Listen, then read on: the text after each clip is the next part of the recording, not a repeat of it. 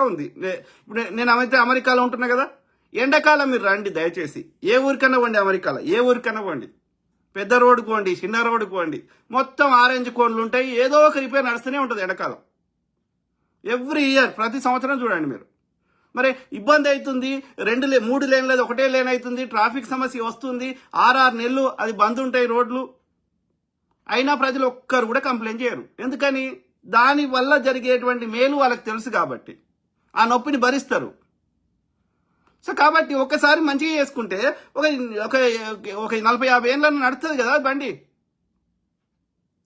అట్లా కాదు, ప్రతిరోజు ఏడవాలి. గుంత ఒడిస్తే పూడవద్దు, గుంతలు చచ్చిపోతుండాలి. కథ వానికి ఒక్కరికి ఎందుకు కదా నాకెందుకు అవుతుందని పోవాలి. ఇట్లనే ఉంటుందా? ఒకసారి మంచిగా చేసుకుంటే ఒక 5 ఏళ్ళలో 10 ఏళ్ళలో 50 ఏళ్ళలో ఈ సమస్య ఉండదు కదా. అట్లొద్దు. ఇప్పుడు నువ్వు దూప అయితే ఇప్పుడు బాయి తవ్వాలి, ఇప్పుడు నీళ్ళు తాగా దూప, అంతే. ముందు చూపు వద్దు, సమస్యకి శాశ్వత పరిష్కారం వద్దు. ఏం బతుకురా అయ్యా? కాదు, లొందలు ఉంటేనే నీళ్ళు వస్తాయి చెరువును పూడ్చి అది మురిక్కుపని చేసేసి దాన్ని అదొకటి ఇదొకటి వేసి ఆ యొక్క పూడ్చేసి దాంట్లో ఇల్లు కడితే నీళ్ళు ఏడుకొస్తాయి, ఆ లొందలకు వస్తాయి. అరే నా ఇళ్ళకి ఎందుకు వస్తున్నాయి? ఎందుకంటే నువ్వు చెరువులో ఇల్లు కట్టుకున్నావు, దాని ఉండే దగ్గర నువ్వు వచ్చినావు, నీ దగ్గరికి అది వస్తలేదు. కామన్ సెన్స్ అనేది ఎందుకు చచ్చిపోయింది అనేది నాకు 1% అర్థం కాదు. అది చేసేదే చాలా తక్కువ. ఈ హైడ్రా చేస్తుంది నిజంగా చెప్పాలంటే తెలంగాణ మొత్తం ఉండాలి ఇట్లాంటి సంస్థ. అది తెలంగాణ అసెట్ ప్రొటెక్షన్ అని ఉండాలి, కానీ ఓన్లీ హైదరాబాద్ ఎందుకు?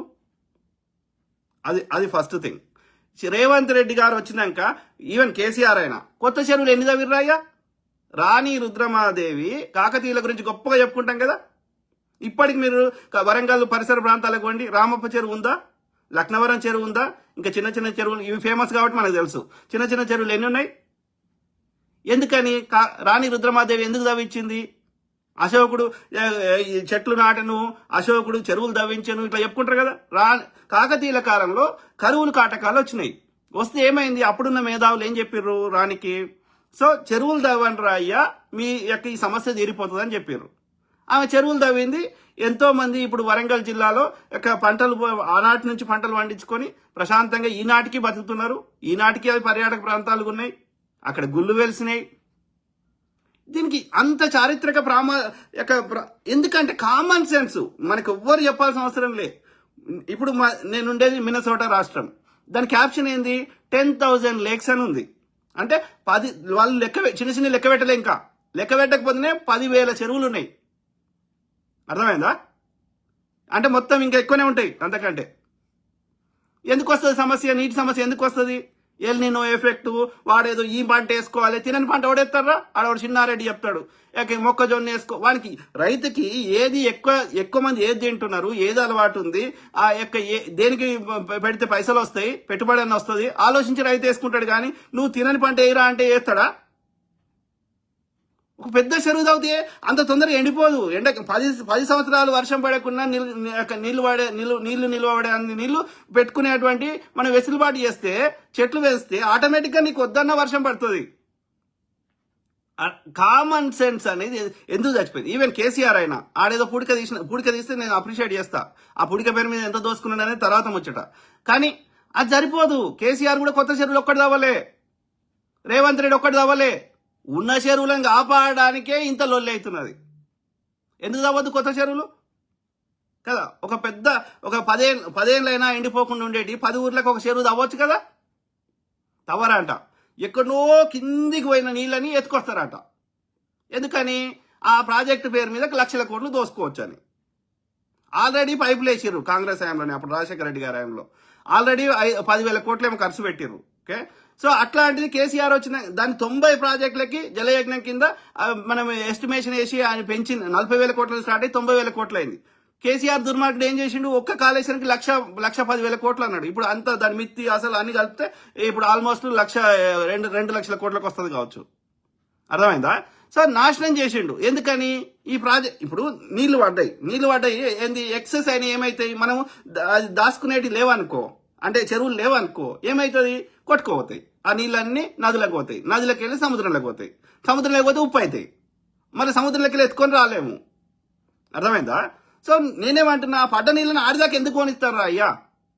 ఆడికి పోయినాక ఎందుకు ఎత్తుకొస్తారు? ఆడికి పోనీయకుండా ఉండాలంటే చెరువులు తవ్వుకుంటే ఇన్నే ఆడికి పోవు కదా. మనకి ఎక్సెస్ అయినా పోతే పోని, మనకి ఎందుకంటే మన ఇండ్లకు రావద్దు కాబట్టి, మన పొలాలకు రావద్దు కాబట్టి ఎక్సెస్ అయినా పోని, నేను వద్దంటలేం. కానీ మనకు పడ్డప్పుడు అయితే పట్టుకోవాలి కదా, పట్టుకోరు. అయితే అతివృష్టి లేకపోతే అనావృష్టి. ఎందుకు అతివృష్టి అవుతుంది? ఎందుకంటే నువ్వు దాన్ని కాపాడి దాన్ని నింపేటి లేనే లేవా. అప్పుడు ఏమవుతుంది? ఇండ్లకి వస్తాయి, పొలాలకు వస్తాయి. అర్థమైందా? తర్వాత అనావృష్టి ఎందుకు అవుతుంది? నువ్వు దాని పడ్డ నీళ్ళని కాపాడుకోలేదు కాబట్టి మళ్ళా తెల్లారే మళ్ళకు కరువు. కాబట్టి చెరువులు, కొత్త చెరువులు దవ్వండ్రా. ఎండాకాలం వస్తే ఎండిపోయినప్పుడు పూడిక తీయండ్రా అంటే ఈ రేవంత్ రెడ్డి నాడు, ఆడు కేసీఆర్ ఏం లేదు, ఇక మోడీ అయితే ఈ వానికి మతం తప్ప బువ్వ వద్దే వద్దు. హిందువులకు బువ్వ వద్దురా, హిందువులే కదరా రైతులు ఎక్కువ మంది. వానికి మతం కావాలి. 5% 10% లోపల ఉన్నో చూపెట్టుకొని వీడు పొద్దుగాలేస్తే వాడు నన్ను కొట్టిండు కాబట్టి నేను నిన్ను కాపాడుతా. కొట్టేది నువ్వే, లంగతనం చేసేది నువ్వే. నీకు ప్రజా సమస్యలు వద్దు. ఎన్నేళ్ళు లంగ నాటకాలు? ఆడు చేయక ఏదో చిన్న చేస్తున్నాడు. దానికి ఈ లుంగ నా కొడుకులు ప్రతిరోజు ఆరాములమ్మ అదేమన్నా ప్రజా సమస్య మాట్లాడుతుందా? అదే జర్నలిజం చేస్తే మరి కేంద్ర ప్రభుత్వాన్ని అడుగు, రాష్ట్ర ప్రభుత్వాన్ని అడుగు, ఓడద్దు అంటలేడు. కానీ అది పొద్దుగా లేస్తే ప్రతి ఒక్కడు హైదరాబాద్ తిడతాడు. ఏమన్నాడు? హైదరాబాద్ ఏం పాపం చేసింది? దొంగ నా కొడుకులు తయారయ్యారు. మళ్ళీ వీళ్ళు దేశభక్తులంట, వీళ్ళు హిందుత్వం కోసము హిందూ కష్టాలు తీర్చేవా రాములమ్మ? హిందూ సమస్యల గురించి మాట్లాడే ఆలంలో ముస్లింలు చూపెట్టి నాకు ఓట్లాడుకుడు కాదు.